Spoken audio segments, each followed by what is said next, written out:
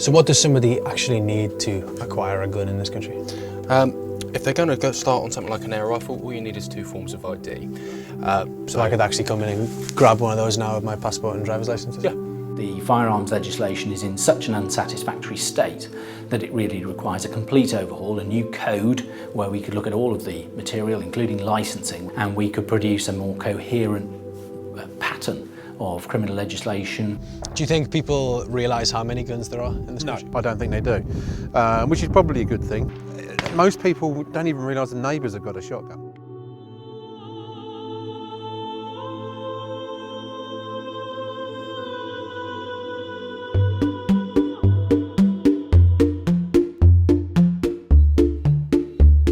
For many of us in this country, guns aren't really a part of life.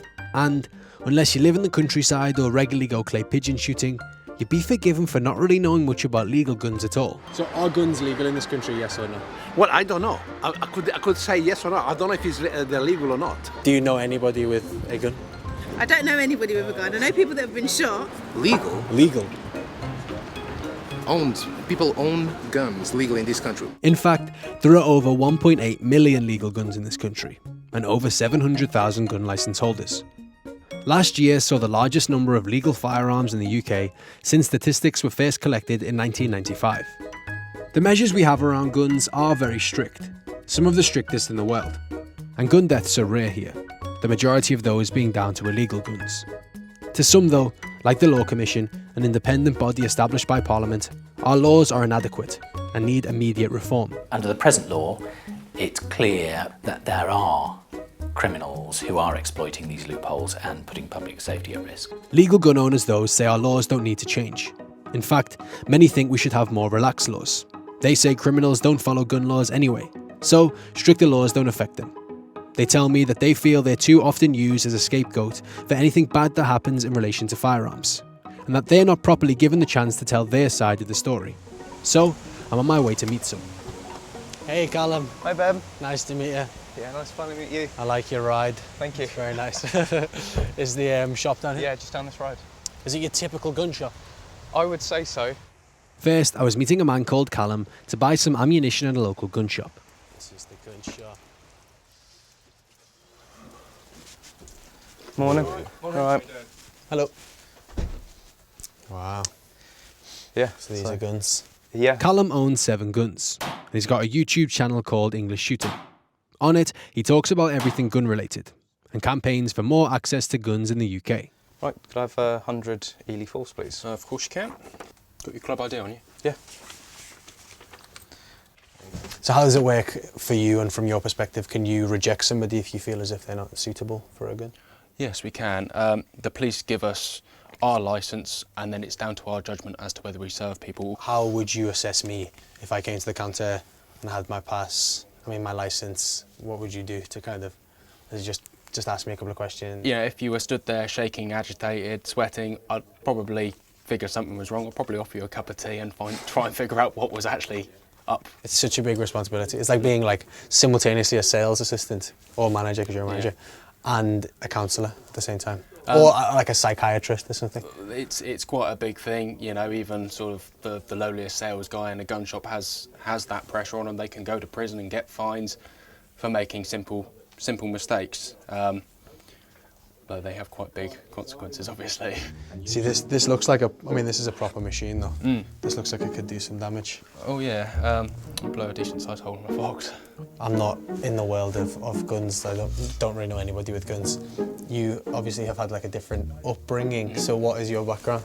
My father was a farmer, so I was sort of brought up around the countryside. I know he used to have guns. When was the first time you held a gun? Probably about 12, 13 years old, something like that in reality. This one looks like it's pretty much the same size as me. Let's see this. Before we go any further, it's worth looking at what guns people can legally own in this country.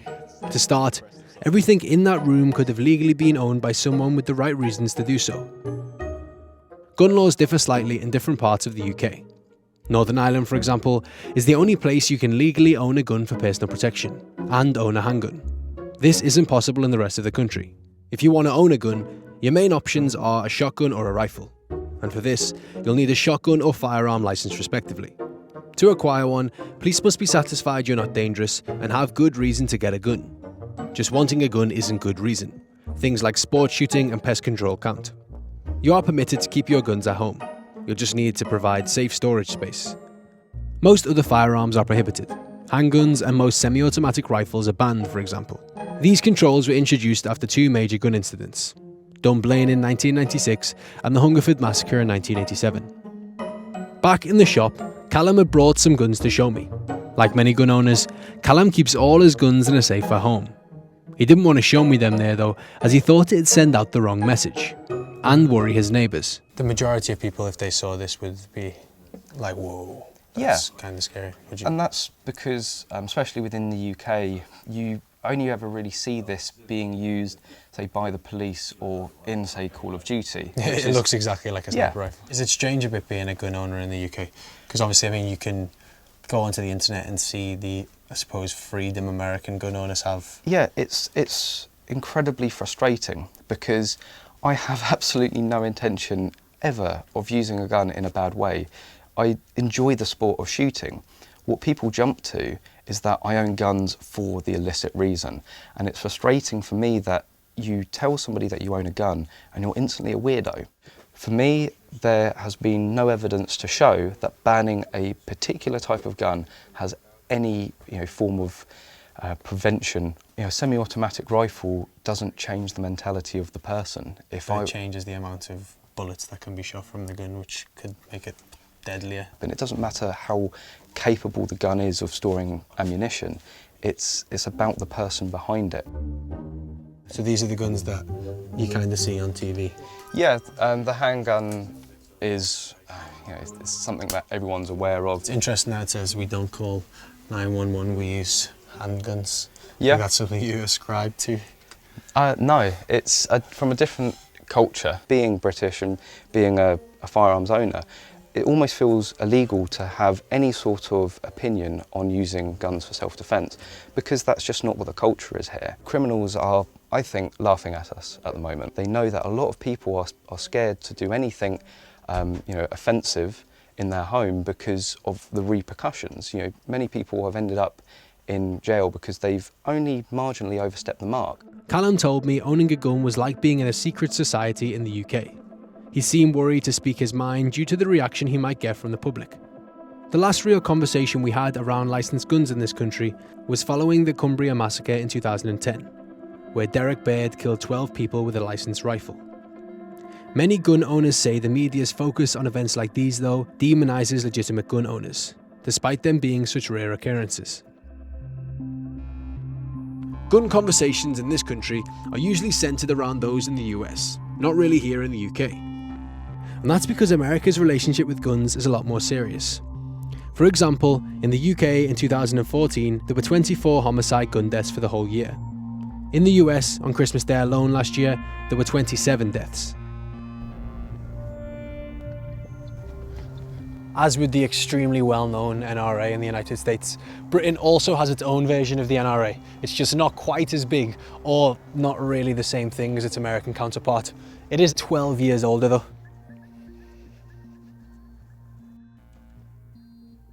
They've even got handguns, yeah.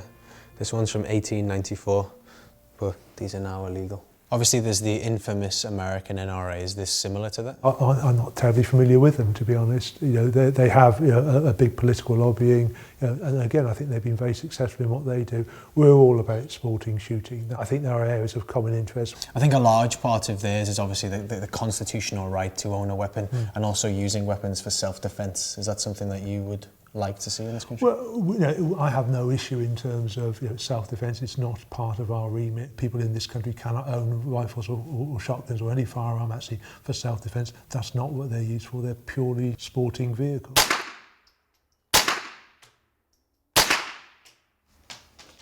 Are you purposely missing? No, are you? I'm not even joking, because you hit the same place each time. Yeah, no, I cheated. I shot fire into the centre about 10 minutes ago when you were in the loo.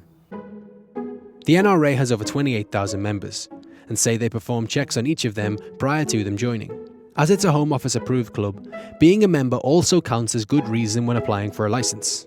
So, if I wanted to get a gun, this is one option of where to begin, with an instructor like Miles. How would you stop, say I was like a complete psychopath who had the ability to muffle my social skills to make it seem like I was completely fine and had no issues? How do you kind of prevent for that? That's the awful part of it. You use your gut. We're discussing our probationers who are learning how to shoot with us, but we're also talking to the police now. Because of the Data Protection Act, obviously they can't turn around and go, run away, you don't want to have anything to do with this person. They'll give us a sort of a hint that maybe things aren't quite right. But as you say, it's like anything. You can't legislate for somebody waking up one morning and going tonto. Right, Benjamin. Shotgun is a very basic thing. Whilst at the NRA grounds, I was given the opportunity to handle a shotgun for the first time. Use the safety catches. We don't rely on that. It's safe when it's open. There you go, you got him. Very good, put the gun down. That was a lot more powerful than I expected, actually. Really? Yeah. Like that. Do you do much TV stuff? No. My time spent with the UK's gun owners was an interesting one. I found that in this mostly male world, there's also an increasing female presence. You run an all-female Yeah. gun club. How did that happen? So I'm really into shooting, and when I learnt to shoot, it's just a load of old boys. And while they were like really good to me and like really supportive and helpful, I just thought that there's just no women, and we're all missing a trick here. And wouldn't it be amazing for shooting to be more accessible than it's ever been? We teach women to shoot, and then we all eat cake afterwards. I found there are definitely concerns around firearm laws in the UK. Reforms proposed by the Law Commission were included in February into a policing and crime bill sponsored by Theresa May. We made recommendations to close various loopholes in the existing law in relation to some fundamental failings. A lack of definition of whether something is a lethal barreled weapon, whether something is an antique firearm so that it falls within the exemption, whether something is a readily convertible imitation firearm. So those are recommendations we made that have been taken forward. Their report did not touch on licensing, and the Law Commission see that as the next step. We suggest that the time is ripe for a full codification exercise where we look at every element of firearms legislation, licensing and all of the prohibited weapons, and we produce a more coherent scheme in one single statute rather than have them spread across 34 different statutes. And that will allow us also to look at the efficiency of and the effectiveness of the licensing regimes. An organisation that assesses the work of the police has also highlighted issues with licensing, suggesting problems like people being allowed to hold onto their firearms after their licence has expired, due to inadequate enforcement. To end this, the government are going to update laws around guns, but for those wanting rules to be relaxed, they may be disappointed, as it seems there might be more restrictions as opposed to less in the future.